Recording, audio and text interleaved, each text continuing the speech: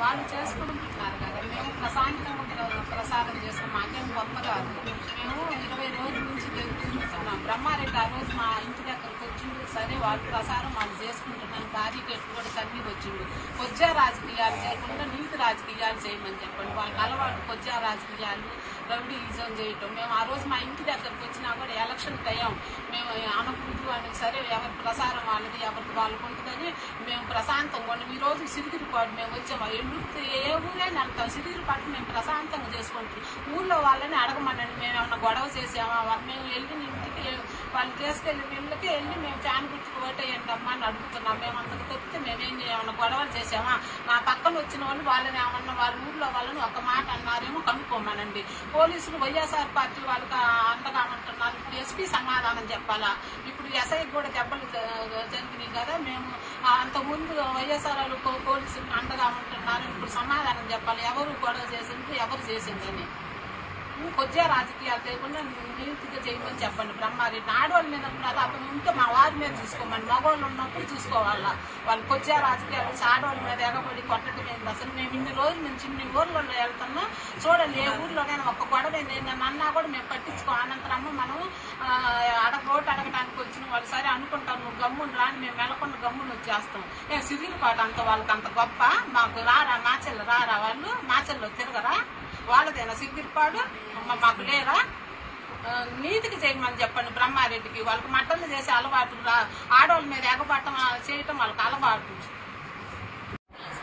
మేము మా పార్టీకి మేము ప్రచారం చేసుకుంటుంటే ప్రశాంతంగా జరిగింది.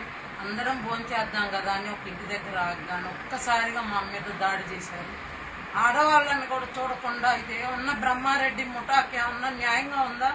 పరిగెత్తుతూ మేము పడిపోతే నా చెయ్యి ఫ్రాక్చర్ అయిందో ఏమైందో తెలియదు. విపరీతమైన నొప్పి లేస్తుంది. ఒక్కసారి ఆడవాళ్ళ మీద దాడి చేయటం ఒక నాయకుడికి అతని కార్యకర్తలకి ఇదేమన్నా మంచి లక్షణమా?